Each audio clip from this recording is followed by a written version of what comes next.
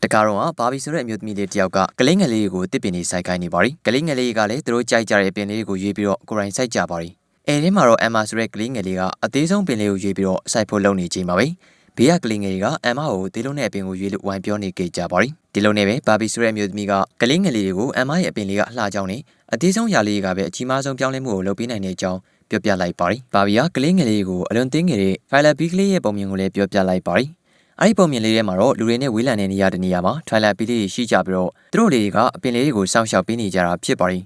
ီသူတို့လေးကလူတွေကိုကြောက်တက်ကြတာကြောင့်အခုလိုဝေးလံတဲ့ကွင်းပြင်နေရာတွေမှာပုံခုနေထိုင်ကြတာဖြစ်ပါရီသူတို့လေးတွေရဲ့ထူခြားတဲ့စွမ်းရည်တွေကအပင်လေးတွေကိုခဏအတွင်းမှာကြီးမားအောင်လုပ်နိုင်တာပဲဖြစ်ပါရီအဲ့ဒီထွိုင်လာပီလေးတွေမှာတမ်ပီလီနာလို့ခေါ်တဲ့သူလေးရှိနေပြီးတော့သူကအကုန်လုံးထဲမှာတော့အရေးတင်းဆုံးသူလေးဖြစ်ပြီးမကြောက်တတ်တဲ့သူလေးလည်းဖြစ်ပါရီတမ်ပီလီနာမှာချိုင်စီနာနဲ့ဂျနက်ဆာဆိုတဲ့တငယ်လေးနှစ်ယောက်နဲ့လိုလာဆိုတဲ့ငက်ကလေးတစ်ကောင်ရှိပါရီဒီနေ့မှာတော့တမ်ပီလီနာတို့ကပျော်ရွှင်စွာပြန်တန်းနေကြတဲ့အချိန်မှာသူတို့နေထိုင်နေကြတဲ့ကွင်းပြင်ကိုလူတွေရောက်လာခဲ့ကြပါရီချိုင်စီနာနဲ့ဂျနက်ဆာတို့ကလူတွေကအန်ရပြေးနိုင်တာကြောင့်သွားမကြည့်ရဲကြောင်းပြောနေကြပါရီဒါပေမဲ့တမ်ပီလီနာကတော့လူတွေကသူတို့နေနေတဲ့ကွင်းပြင်ကိုဘာကြောင့်ရောက်လာရတာလဲဆိုတဲ့အကြောင်းကိုသိချင်နေတဲ့အတွက်ဂျန်နက်ဆာတို့နှစ်ယောက်နဲ့ငှက်ကလေးကိုခေါ်ပြီးတော့သွားကြည့်ခဲ့ပါရီအဲချိန်မှာပဲကန်ဆူးစွာနေပဲသူတို့နေထိုင်တဲ့ကွင်းပြင်ကြီးကိုဖျက်ဆီးပြီးတော့ဆက်ယုံနေဆောက်လုပ်ဖို့အတွက်မကီနာဆိုတဲ့ကောင်မလေးနဲ့သူ့ရဲ့မိဘတွေရောက်လာကြတာဖြစ်ပါရီမကီနာတို့ကချမ်းသာတာကြောင့်လိုချင်တာမှန်သမျှကိုသူ့ရဲ့မိဘတွေကဖျက်ဆီးပေးတတ်ကြပါရီမကီနာမှာတော့အလွန်ကြွားဝါတဲ့ Violet ဆိုတဲ့တငယ်ချင်းတယောက်လည်းရှိပါရီဒီလိုနဲ့မကီနာကသူ့ရဲ့အခန်းထဲမှာပန်းကင်းကြီးတစ်ခုကိုထားခြင်းနဲ့လို့သူ့ရဲ့မိဘတွေကိုပြောပါရီတမ်ဗလီနာတို့ကလည်းပန်းဝင်နေကြမှာပုံနေပြီးတော့နားထောင်နေခဲ့ပါရီမကီနာရဲ့မိဘတွေကအလုပ်သမားတွေကိုခိုင်းပြီးတော့တမ်ဘယ်လီနာတို့ပုံခုနေတဲ့ပန်းကင်းကြီးကိုသူတို့ယူလာတဲ့မြေတူးဆက်ကြီးတွေနဲ့တူခိုင်းလိုက်ပါရီဒီလိုနဲ့ပဲပန်းမွေးနေတဲ့မှာပုံနေတဲ့တမ်ဘယ်လီနာတို့ကလည်းမြေတူးဆက်ကြီးနဲ့ပါသွားပြီးတော့မကန်နာရဲ့အခန်းထဲကိုရောက်သွားခဲ့ကြပါရီတမ်ဘယ်လီနာတို့၃ယောက်ကလည်းပန်းမွေးနေတဲ့ကထွက်လာကြပြီးတော့အခန်းထဲကထွက်ဖို့ရှောက်ကြည့်နေတော့မှာပဲမကီနာရဲ့ခွေလေးဖူဖီကတွေ့သွားပြီးတော့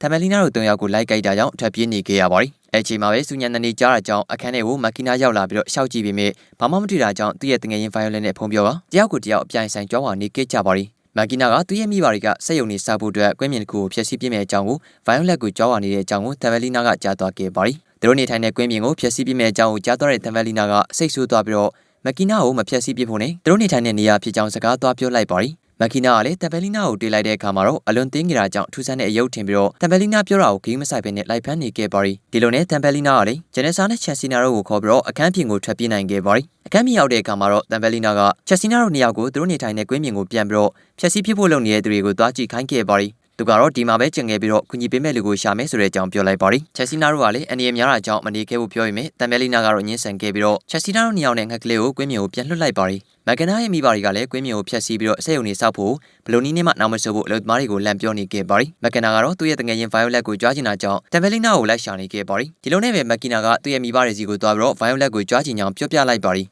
ီသူရဲ့မိဘတွေကလည်းဆက်ယုံဆောက်ဖို့အတွက်အလုပ်ရှုပ်နေကြတာကြောင့်နားမထောင်ခဲ့ဘူးဖြစ်နေပါရီဒါအောင်ချောင်းနားထောင်နေတဲ့တမ်ဗလီနာကကြားသွားပြီးတော့မကနာနဲ့စကားသွားပြောဖို့လုပ်ခဲ့ပါရီဒီလိုနဲ့တမ်ဗလီနာကမကနာကိုသူတို့နေထိုင်တဲ့ကွင်းပြင်မှာဖျက်ဆီးပစ်ဖို့သူ့ရဲ့မိဘတွေကိုပြောပေးမယ်ဆိုရင် Violet အထင်ကြီးသွားအောင်လုပ်ပေးမယ်လို့မကနာကိုပြောလိုက်ပါရီတမ်ဗလီနာကမကီနာကိုသူ့ရဲ့အစွမ်းနဲ့အပင်တေးလေးတစ်ပင်ကိုကြီးမားအောင်လှုပ်ပြလိုက်ပြီးတော့အဲ့ဒီပင်ကအရွက်တွေနဲ့လည်းပိုက်ဆံလေးတစ်လုံးကိုလှုပ်ပြလိုက်ပါသည်မကီနာကလည်းအံ့ဩသွားခဲ့ပြီးတော့တမ်ဗလီနာတောင်းဆိုတာကိုသဘောတူလိုက်ပါရီဒီလိုနဲ့တမ်ဗလီနာကလည်းမကီနာရဲ့ခွေးလေးနဲ့လည်းအဆင်ပြေသွားခဲ့ပါရီတပတ်မှာတော့ချက်စီနာနဲ့ဂျန်နက်ဆာတို့ကလည်းကွင်းပြင်မှာအလုပ်သမားတွေကိုစောင့်ကြည့်နေကြပါရီဒီလိုနဲ့အလုပ်သမားတွေထမင်းစားနေချိန်မှာချက်စီနာတို့ကအလုပ်သမားတွေကွင်းပြင်ကိုမဖျက်ဆီးနိုင်အောင်လို့နှောက်ယှက်ဖို့အနွယ်ပင်တွေကိုကြီးမားလာအောင်လုပ်ပြီးတော့မြေတူးဆက်ရဲ့ဘိန်းတွေကိုရစ်ပတ်ထားလိုက်ပါရီအလုပ်သမားတွေကလည်းတွေ့သွားပြီးတော့ဆက်လုပ်လို့မရကြောင်းမကီနာရဲ့မိဘတွေကိုအကြောင်းကြားလိုက်ပါရီဒါပေမဲ့မကီနာရဲ့မိဘတွေကလည်းနောက်မဆုတ်ပင်နဲ့ရအောင်ဖျက်ဆီးပြဖို့လုပ်သမားတွေကိုပြောလိုက်ပါရီအဲ့ဒီချိန်မှာမကီနာကလည်းဆက်ယုံကိုဆက်မစားဖို့သူ့ရဲ့အဖေကိုပြောခဲ့ပေမဲ့သူ့ရဲ့အဖေကတော့ဆက်ယုံကိုဆက်စားရမှာဖြစ်ကြောင်းမကီနာကိုပြန်ပြောလိုက်ပါရီတစ်ဖက်မှာတော့ချက်စီနာတို့ဘက်မှာလည်းမိုးချုပ်သွားတာကြောင့်အလုပ်သမားတွေကအိမ်ပြန်သွားချိန်မှာမြေတူးဆက်တွေကိုလိုက်ဖြုတ်ထားလိုက်ပါရ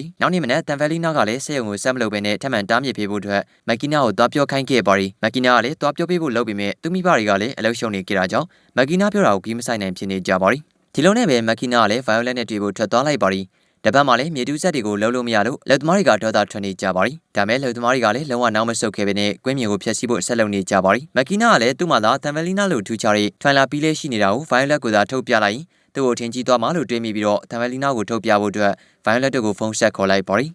ီဒါအောင်မသိတဲ့တမ်ဗလီနာကတော့မကီနာအတွက်အော်သွားအောင်ဆိုပြီးတော့တစ်ပင်လေးကိုအလှဆင်ပေးပြီးတော့မကီနာကိုခေါ်သွားပြီးပြခဲ့ပါရီမကီနာကလည်းအော်သွားခဲ့ပြီးတော့တမ်ဗလီနာပေါ်မှာတန်ရုံးစင်ဖြစ်သွားက Violet တို့ကိုထုတ်မပြတော့ဖို့တွေးမိလိုက်ပါရီအဲ့ချိန်မှာပဲ Violet တို့ရောက်လာပြီးတော့ဘာမှထုံးမပြနိုင်တဲ့မကီနာကိုဝိုင်းပြီးတော့လှောင်ပြောင်းခဲ့ကြပါရီဒါကိုကြားသွားတဲ့တမ်ဗလီနာကတော့သူ့ကိုထုတ်ပြမယ်အကြောင်းသိသွားတဲ့အတွက်စိတ်ဆိုးပြီးတော့သူတို့နေထိုင်ခဲ့တဲ့ကွင်းပြင်ကြီးကိုပြန်သွားခဲ့လိုက်ပါရီ မက်ကီနာကလည်းသူ့ဝိုင်းလောင်ပြောင်နေတဲ့ဗိုင်ယိုလက်တို့ကိုမောင်းထုတ်လိုက်ပါရီဒီလိုနဲ့မက်ကီနာကလည်းတမ်ဘယ်လီနာသူ့ကိုစိတ်ဆိုးပြီးတော့ထွက်သွားတာကိုတီးသွားတာကြောင့်တောင်းပန်မှုအတွက်တမ်ဘယ်လီနာရှိတဲ့ကွင်းပြင်ကြီးကိုစပိန်နဲ့လိုက်သွားခဲ့ပါရီဒီလိုနဲ့ပဲတမ်ဘယ်လီနာနဲ့မက်ကီနာတို့တွေ့သွားခဲ့ကြပြီးမက်ကီနာကတောင်းပန်လိုက်ပါရီအဲ့ချိန်မှာပဲသူတို့နှစ်ယောက်ကတယောက်ကိုတယောက်တန်ရောစင်ဖြစ်သွားခဲ့ကြပြီးတော့မက်ကီနာကလည်းသူမိဘတွေဆက်ရုံကိုဆက်မစားဖို့တားပေးပါမယ်လို့တမ်ဘယ်လီနာကိုကြေပေးလိုက်ပါရီတမ်ဘယ်လီနာကလည်းသူ့ပေါင်းတင်းတွေဖြစ်တဲ့ဖိုင်လာပီလီနဲ့မက်ကီနာကိုမိတ်ဆက်ပေးလိုက်ပါရီဒီလိုနဲ့ပဲတမ်ဘယ်လီနာကပန်းပူတွေထဲမှာထွိုင်လာပီလေးရှိကြောင်းနဲ့ပန်းတွေပွင့်လာရင်သူတို့လိုထွိုင်လာပီလေးမွေးဖွားလာတော့မှဖြစ်ကြောင်းမက်ကီနာကိုပြောပြခဲ့ပါရီဒါအောင်ကြတော့မက်ကီနာကလည်းစိတ်မကောင်းဖြစ်သွားလို့တမ်ဘယ်လီနာကိုကူညီပေးပြီးတော့ပန်းပူလေးတွေကိုသူ့ရဲ့အခန်းထဲကနေရွှေ့ပြောင်းခဲ့ကြပါရီအိမ်နောက်မှာတော့မက်ကီနာကသူ့ရဲ့မိဘတွေကိုပန်းပူလေးတွေထားတဲ့အခန်းထဲကိုခေါ်လာလိုက်ပြီးတော့ကွင်းမြေကိုဖျက်ဆီးပြီးတော့စိတ်ုံနေမဆောက်ဖို့ပြောလိုက်ပါရီဒါမဲ့မက်ကီနာရဲ့မိဘတွေကလည်းကွင်းမြေကိုဖျက်ပြီးတော့စိတ်ုံဆက်ဆောက်အောင်မှဖြစ်ကြောင်းနဲ့တခြားယာကူသားတောင်းဆိုဖို့ပြန်ပြောလိုက်ပါရီမက်ကီနာကလည်းပြောလို့မရတာကြောင့်စိတ်သက်ကျသွားခဲ့ပါရီဒီလိုနဲ့မက်ကီနာရဲ့မိဘတွေကအခန်းထဲကနေပြန်ထွက်ဖို့လုပ်နေချိန်မှာပဲတမ်ဘယ်လီနာကအရှိကနေတားလိုက်ပြီးတော့သူတို့နေထိုင်တဲ့နေရာကိုမဖျက်ဆီးပြဖို့နဲ့လက်ဖြတ်မှာမွေးဖွားလာတော့မယ်သူတို့လိုထိုင်လာပြီးလေးရှိနေကြောင်းပြောပြလိုက်တဲ့အချိန်မှာပဲမက်ကီနာရဲ့မိဘတွေကလည်းအံ့ဩသွားခဲ့ပြီးတော့ကွင်းမြေကိုမဖျက်ဆီးပြတော့ဖို့လူသမားတွေကိုဆက်သွယ်ခဲ့ပြီးမြဆက်သွယ်လို့မရဖြစ်နေခဲ့ပါရီဒါကြောင့်သူတို့တွေကကားနဲ့ထွက်လာလိုက်ပြီးတော့အလျင်မြန်မဲလာနေခဲ့ကြပါရီတပတ်မှလည်းလူသမားတွေကဖျက်ဆီးပြဖို့စတင်လှုပ်ဆောင်နေကြပါပြီဝင်ရောက်နောက်ဆက်ကလူသမားတွေကိုတားခဲ့လိုက်ပါရီ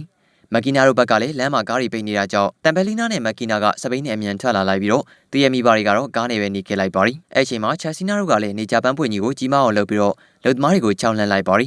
လူသမားတွေကလည်းကြောက်လန့်ပြီးတော့ထွက်ပြေးသွားကြပါရီဒါမဲ့လူသမားတစ်ယောက်ကတော့နောက်မဆုတ်ဘဲနဲ့ဖျက်ဆီးပြဖို့အတွက်နေကြပန်းပွင့်ကြီးကိုမြေတူးဆက်နဲ့တူပစ်လိုက်ပါရီဒီလိုနဲ့လူသမားကကွင်းမြင့်ထဲမှာရှိတဲ့အပင်တွေကိုမြေတူးဆက်ကြီးနဲ့စတင်ဖျက်ဆီးပစ်နေတဲ့အချိန်မှာပဲမက်ကီနာနဲ့တမ်ဘယ်လီနာရောက်လာပြီးတော့တားလိုက်ပါရီမက်ကီနာရဲ့မိဘတွေကလည်းရောက်ရှိလာခဲ့ကြပြီးတော့ကွင်းမြင့်ကိုဆက်မဖျက်ဆီးတော့ဖို့ပြောလိုက်ပါရီမက်ကီနာရဲ့မိဘတွေကလည်းတမ်ဘယ်လီနာလိုတွိုင်လာပြီးလေးများစွာရှိနေကြအောင်တွေ့ပြီးတော့အံ့ဩသွားခဲ့ပါရီအဲ့ဒီချိန်မှာပဲပန်းပူတွေဂျားတွေကနေပြီးတော့ထိုင်လာပြီးလေးမွေးဖွားလာခဲ့ပါရီဒီလိုနဲ့မက်ကီနာရဲ့မိဘတွေကတမ်ဘယ်လီနာတို့ကိုကာကွယ်ပေးဖို့အတွက်သူတို့နေရာကိုတဘာဝတီးတန့်နယ်မြေဖြစ်ထားပေးလိုက်ပါရီနောက်ဆုံးမှာတော့ဒီပုံမြင်လေးကိုဘာဘီဆိုတဲ့အမျိုးသမီးတယောက်ကကလေးငယ်တွေကိုအသေးဆုံးသောအရာလေးတွေကလည်းကြီးမားတွေကိုလုံနိုင်ကြောင်းသင်ခန်းစာပေးပြီးတော့ပုံမြင်လေးကိုပြောပြခဲ့တာဖြစ်ပါရီ